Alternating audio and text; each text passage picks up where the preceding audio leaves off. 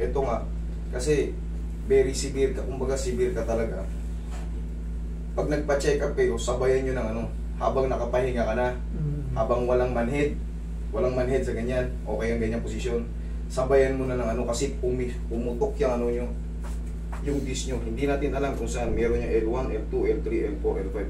Yung before, nung college days mo, ano yung ano, uulitin lang kasi niya yung, pag na, siyempre, tiwala ka na sa work.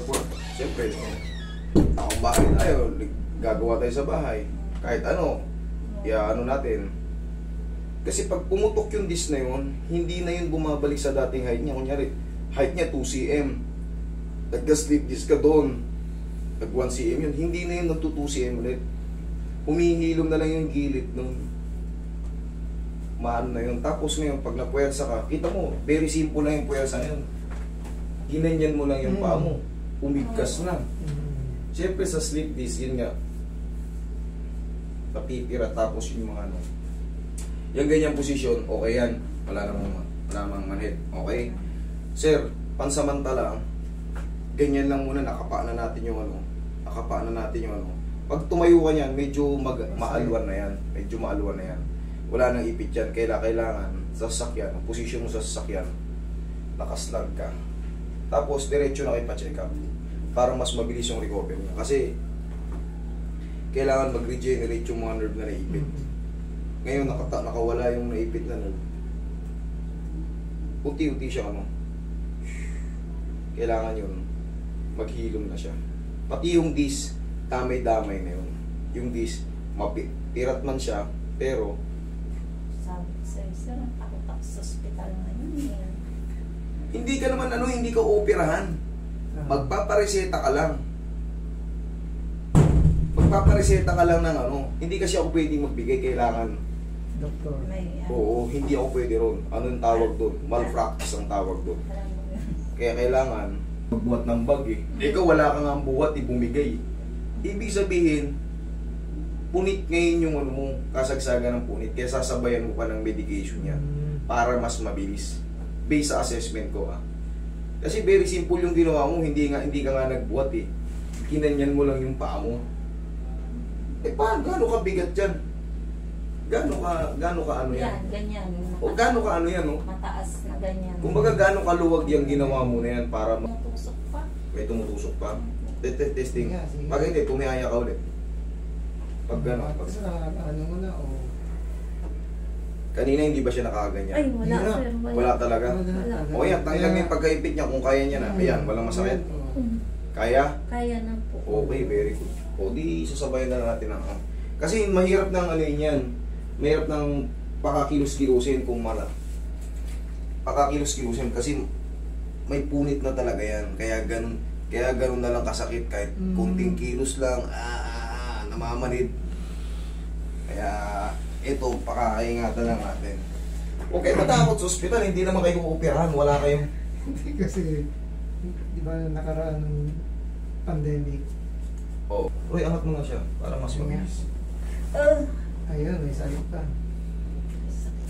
May sakit pa talaga sa mga kilos-kilos. Oo, pero at least hindi mo. Sige nga, tingnan natin kung makatagal ka na. Yan. Meron pa. Hindi naman talaga totally mawawala ngayon eh. Sinalansan lang natin. Kaya nga sabi ko sa iyo, para mas mabilis, sabayan na ng para kayo magbinibisyo. Kasi nga, putok yan ngayon. Kasi kasi ito lang ba yung ganyan ko yung paa? Iganyan ko lang, tapos mapuputokan ako ng disc. Ibig sabihin nun, yung lamat noon, yung issue mo noon, nag-trigger lang kasi yung gawain bahay, hindi mo naman maiwasan eh. Hindi ko naman nakikita yung daily routine nyo. Pero siyempre alam ko ang magulang, mayat maya yan, kilos ng kilos. Siyempre, nag-trigger na yun doon. Kumbaga, nag-warning siya, nag-bulging siya, tapos iginanyan mo. Doon sa una pa lang, doon sa una na, sa bangkito. Nag-trigger na ron, tapos nasundan lang ulit. Kasi, kaya nga, bawal na muna kayong kumilos na paghilumin nyo muna. Kung komportable kayo sa mga pag-ganon lang, higa lang ng ganyan, tapos medyo mabiling-biling, okay na muna yun. Huwag na muna kayo magkikikilos sa bahay. Okay? Sige nga, tayo mga kayo, tignan natin kung kaya na. Yan nga.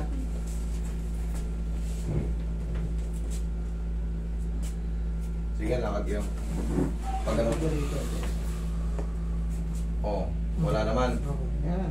Meron pa rin po. Pero hindi tolerable na. Tolerable na. Ayan, sakto na yung posisyon na yan. Talagang punit lang yung disc mo. Kaya ngayon, dahan-dahan kayo, pag uwi nyo, pahinga ka na muna, or diretso kayong pa-check up, or kung meron na kayong medicine doon sa inyo, i-take nyo na. Basta ako sa akin hindi galing. Like what? Magpa-check kayo. Pain reliever lang po? Or Bahala na po yung prescribe ng ano. Kung ano yung mas mabilis na ano. Kayo, syempre, doktora rin kayo, alam nyo na yan. Sa akin kasi, mag-malpractice talaga ako pag nagbigay-bigay ako ng ganyan. Ang pinaka-the best, ano nyo. Syempre, galing sa kanila. Dorpinal lang. Kayo Pain na po. reliever din yun eh. Pinipilit. Ayos na. O kaya nyo na mag-start. Kayo, kaya kanina. Ay, hindi siya mag-ano. Saka ano, Kaya nga sabi niya, tawagan mo ulit. nangangalay ako pa. Narinig ko kayo, di ba kahapon ako, buti swerte nyo kung nakausap. Kung admin nakausap nyo, ay ma'am, hindi yan emergency. Eh ako sa akin Kaya kasi. nga eh, boses. Naranasan ko na yan kasi. Kaya alam God's ko will yun, sir. Kaya alam ko yung dapat na maging action para sa ganyan. Kaya pinapunta ko kayo agad kahit pa ang booking pa natin ay sa susunod pa natin. Oo, sa next week. Kita nyo naman oh, Kaya- kung mapapansin nyo may pila. Hindi ko talaga yan. Kailangan kong i-ano kayo, ibigyan ng sistema. Siyempre, nakakahiya ko sa Magaling kayo. Malay mo. Hindi, okay, hindi. Pagbalik Basta ko, galing iba na. naman. Basta galing na sa akin to. Yung ginawa ko. Pero siyempre, pag na-assess ko kayo, alam ko na yung gagawin ko. Hindi na kailangan ng maraming karate. Sa susunod na natin karatein natin mga pagka naka-recover kayo. At least 2 weeks. Paalign din ako. Saka, sir. Oo, sige. Okay.